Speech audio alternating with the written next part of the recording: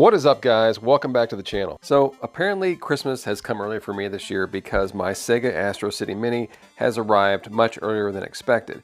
It was originally supposed to arrive around the first week of January, but recently I got a text alert from Amazon Japan and it had shipped on the 16th, and somehow it made it from Tokyo to my porch in St. Louis in 2 days.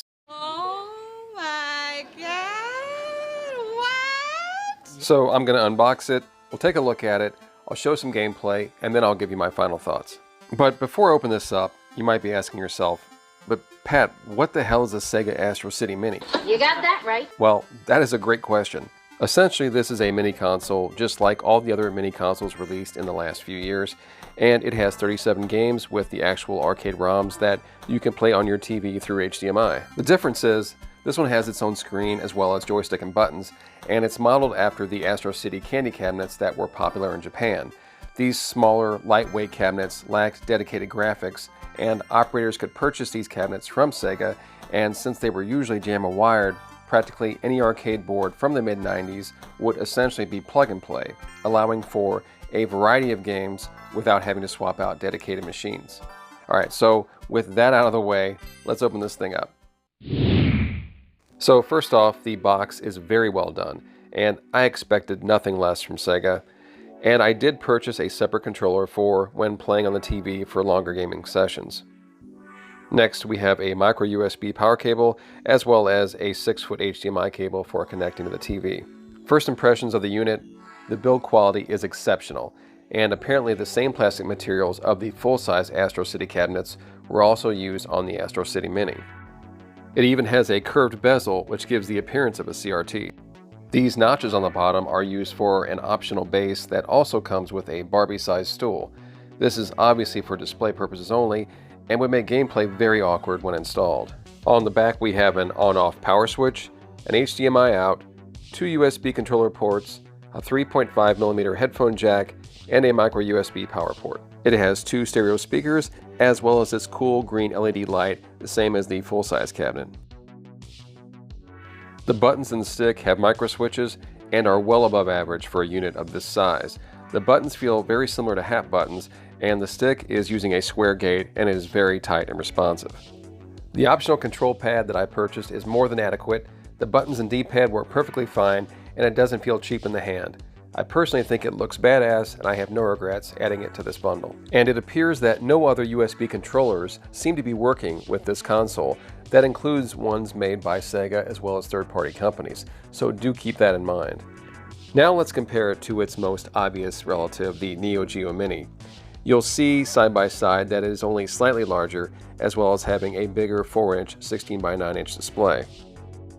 However, that screen size shrinks to 3.5 inches, the same size as the Neo Geo Mini once a game is selected.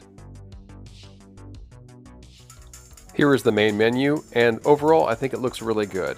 The background music is quite catchy, and each game has 4 screens that you can scroll through.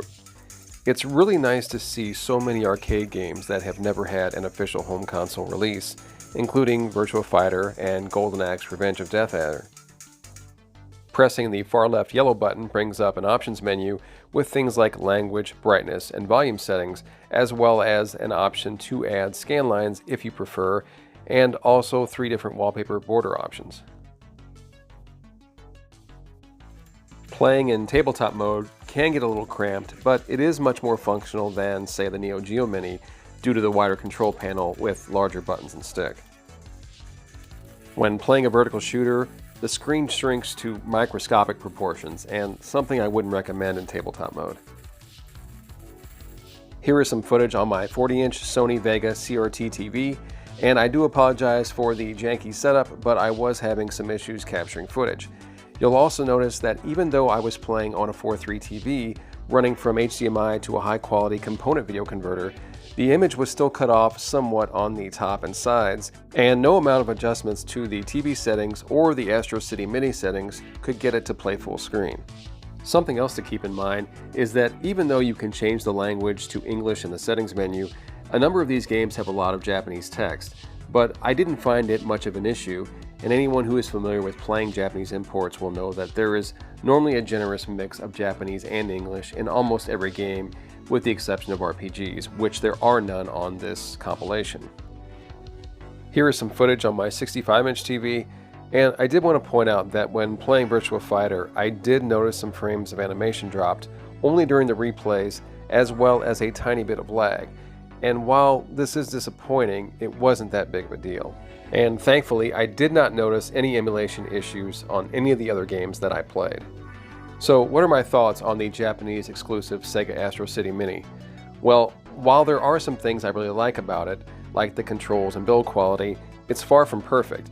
As I mentioned earlier, I did notice some emulation issues when playing Virtua Fighter, and that is forgivable, but it is something to consider.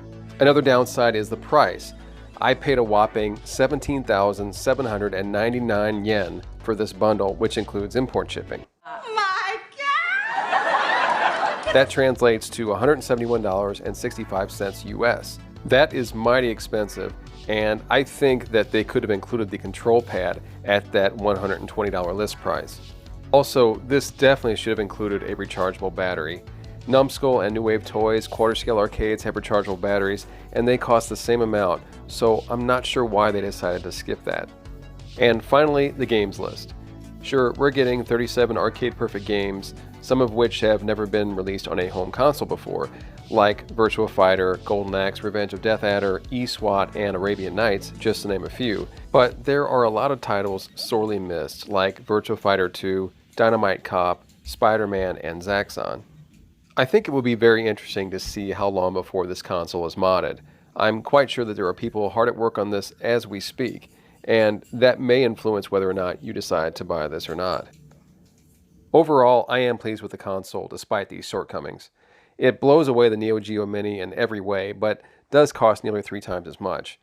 If you're a hardcore mini console collector or just a Sega arcade fan, pick this up if the price dips to around $100. Otherwise, I'd hold off and wait and see if Sega releases an international version of this at a much lower price. Alright guys, if you enjoyed this video, drop me a like and consider subscribing. It really helps out the channel. I will see you all next time. Thanks so much for watching.